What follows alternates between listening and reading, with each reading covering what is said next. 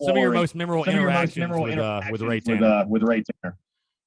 Okay, so my friend, not a lot of people know this story, and it's funny now.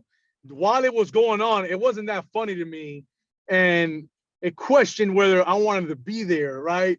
That one day. So dude, I'm from Miami. I'm born and raised in Miami. I've never left Miami.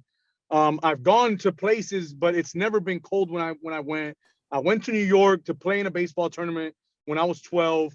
Wasn't cold.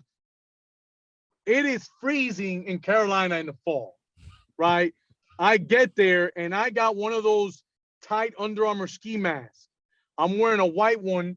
I have a black one too. And Jackie Bradley goes, "Yo, Mo, can I borrow that?" I go, "Yeah, of course. Here, I can't wear two of them at the same time. Go ahead." We get to practice, and I remember we're huddled up right by the second base bag. So Tanner starts his speech. I'm freezing my tail off. You can only see my eyes. He stops his speech in the middle of practice of him, his introduction speech. He goes, "Hey, Morales, if you and Jackie Bradley are too cold, you can go back to Miami and he can go back to Virginia. You guys decide what you want to do with your little ski mask you got on." So me and Jackie look at each other, and I go to my neck and I reach over, I pull it off, I take it off and put it in my pocket.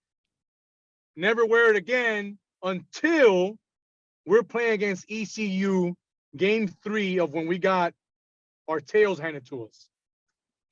And I think we got swept that series to ECU.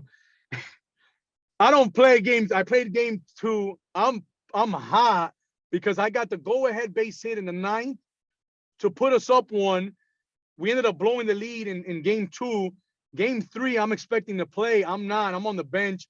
I'm at the end of the dugout. We're getting our tails handed to us. I got my ski mask on. It's cold. I'm not playing. I'm not coming in to pinch hit. I'm not coming in to pinch run. He walks. He's hot. He's hot. This is when he let us have it in the locker room. He walks by me and he goes, "Take that crap off." And I go to him. I was already hot. I go to him. "It's not my fault we're losing. I didn't take anything off." He walked right by me again. We didn't say a word. I found it to be funny when I got back on the bus. We get back to Carolina. He lets us all have it. One by one, he got to me about missing class, but I hadn't missed class. So he just said, "Cleared up with Bondo." But I am so grateful he didn't bring up the ski mask and ask me for it. It cost me about $50 to buy. Right. So that's the story that I've really never told about Tanner, which I find it to be funny now.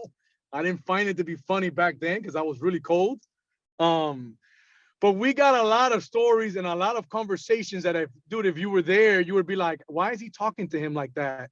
And why is Tanner talking to him like that?" It was almost like we were both always sitting at the bar having a beer, saying exactly what we wanted to say to each other, with no filter, no nothing. And I appreciate him so much for that because it allowed me to be myself. And it allowed me to take on the role that I did. Had our relationship not been that way, I don't think I would have been the player I was, and the leader I was. He gave me the go-ahead to question him, right? And why are we bunning this guy? Why are we doing this? Why are we going to the pen now? And it's a question of why. And as a coach, you're like, why is this guy even questioning me, right? And he understood that in my heart, I just wanted to help. I just wanted to win. And he knew that. And that's why we were allowed to have the relationship that we had.